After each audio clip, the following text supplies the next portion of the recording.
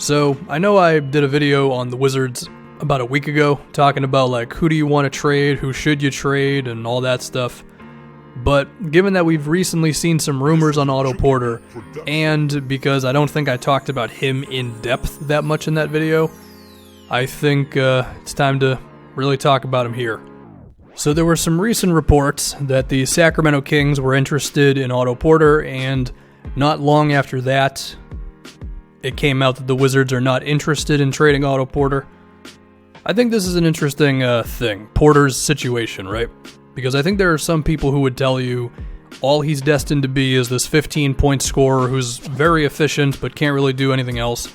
There are others who would say he has not been used correctly with the Wizards, and what he should be doing is running around screens all the time and getting the occasional pick and roll because he's been quietly actually really good at them whenever he gets the opportunity. And he should also just not be standing in the corner so much, right? Now the counter to that is, well, he's in Scott Brooks' system, and if the Wizards really want to get Porter to become what they think he can be, then they should get a new head coach, but then they owe a bunch of money to Scott Brooks. All while this is happening, there's other teams in the league who would love to get an offer in there for Otto Porter, and also the Wizards are kind of a disaster at the moment, and they maybe can't trade John Wall because of his contract. They don't want to trade Bradley Beal because he's good, so Porter can be the middle ground for them to have a desperate attempt at getting out of all this. There's a whole bunch of stuff. So let's start with how good I believe Otto Porter is. So clearly the dude can make shots, okay? He has been incredibly efficient up to this point in his NBA career. A little down this season, but for the most part he's been awesome. His career true shooting percentage is 58%. He shot over 60% for 2 years. Even this year he's at 58%. Like, the dude's, you know what he is, right? However, he is overpaid if all he's going to be is a 13-point dude who makes like 2 threes a game. So you would love to just have him get the ball more, and do I think he can actually do more with the ball in his hands? In isolations, probably not. However, I think in pick and rolls, an interesting stat is that Porter has averaged like over 1 point a possession whenever he's in a pick and roll for like the last 2 years or something like that. Now, the sample size is pretty low. He only averages about 1 a game. But could there be something to that? Potentially. It's definitely not enough to where you're just like, all right, give him the ball, let him go to work. But the occasional play here and there, I think it's worth at least caring about a little bit. Whether we're going to see that from Scott Brooks or not, probably a no, but perhaps there are other coaches out there, one being Dave Yeager, who's done a good job with the Kings, who believes, yeah, I could do something with Otto Porter, rather than just put him in the corner all day. Now, I think one reason why Porter's pick and roll numbers have been pretty good, this is with me not looking at any footage of him ever running one, is he's just got a really good mid-range jumper, right? So you kind of have to try to fight over the screen, and sure, Porter isn't like a crazy burst to the rim kind of dude, but if he gets a decent pick, then perhaps he can just pull up for that mid-range jumper, which is something. Another thing that I think matters is that Porter has not been a turnover machine throughout his career. Like, he's definitely not a playmaker, but his assist percentage has at least been better than his turnover percentage for basically his entire career. That's good. Still matters a little bit, I guess. So perhaps there is some life for Porter to just do a little bit more with the ball in his hands, right? Kind of like, remember when Harrison Barnes went from the Warriors to the Mavericks? Everybody's like, you know, can Barnes really be a source of offense? And sure, he's not like a big-time scorer for Dallas, and he's not a guy who you want running your offense all the time, but can he do a little bit more than he was asked to do with the Warriors? Yes. Could a similar thing be the case for Otto Porter? Potentially. I think it's something at least caring about.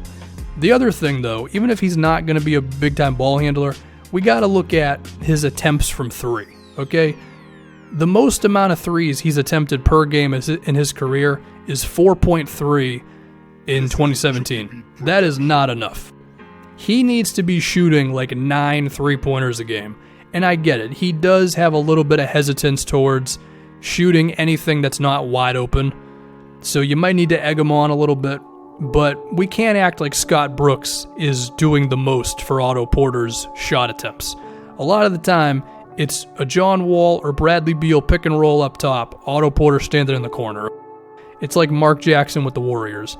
Then what happens? Steve Kerr shows up, and suddenly Klay Thompson is running around like Richard Hamilton. So, could we see a similar thing for Otto Porter if he ended up on a team with just a better head coach? Yes, I would like to think so.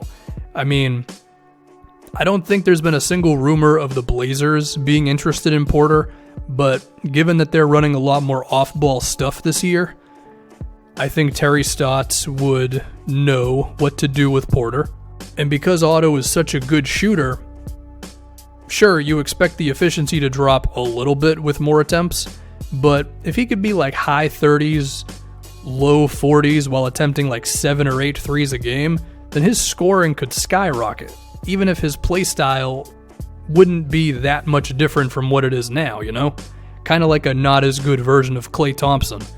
Now, there are other things that matter there. I mean, if he gets traded to some team that just has no shooting on it, then you're still going to have problems getting open. But, I mean, if he ended up on a team like, Sacramento was out there, they got a decent amount of shooting between Bjelica and Buddy Hield. There's, the Mavericks, which I would love to see happen. I don't know how that move would totally work, depending on who would get traded, but, between Luka, who can make shots, and Dennis Smith at least forces the defense to collapse sometimes, and just Rick Carlisle's system, I think that could be a thing. But of course, for Otto Porter to get on another team, he'd have to be traded there. And the thing with the Wizards is, I brought it up a little bit ago, I think, the idea that Wall might be too hard to trade and Beal might be too good to let go. So teams might be looking at Otto Porter as the guy that they can actually get who can help them out. And if you're the Wizards, it's like, at what point are you going to do something here?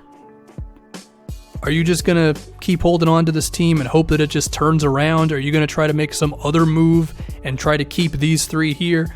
I mean, it's possible, and it's probably the thing you would love to do if you're Washington, but the chances of that happening, not exactly too high if you ask me and a lot of other people, especially now that Dwight is going to miss some time, and without him, I believe they're like a complete joke on the boards, so it's just trending south pretty quickly for these guys. So you may be forced to trade Otto Porter even if you don't really want to. And I guess there was even another rumor out there I saw with the Jazz, like even after they got Korver, where it's like Porter for Favors. I could actually see that happening if the Wizards were just that desperate for a big guy and you put Favors at full-time center. I think he could do some stuff for you. I mean, if I was these guys, I would definitely want to hold on to Porter and Beal. Of course, if I was also them, I wouldn't have hired Scott Brooks. I don't think I'm much smarter than the average NBA fan, but I knew enough not to bring Scott Brooks on. But of course, he's here and they owe him a lot of money, so they got to climb out of this somehow. In a perfect world, you would trade John Wall for a really good center or power forward, I guess. You put Satoransky at the full-time point guard spot, Beal shoots the most, Porter shoots second most, and then from there, you're just whatever. But who knows what's going to happen, who knows when it'll happen. Yeah, so that's my take on Otto Porter. Basically, he's a good player. I think he's got more potential. Sure, he's overpaid, but I would still think about taking him on if I was another team. Also a decent defensive player, if I didn't mention that, with, I think, potential to get better as well, if he's in a better environment.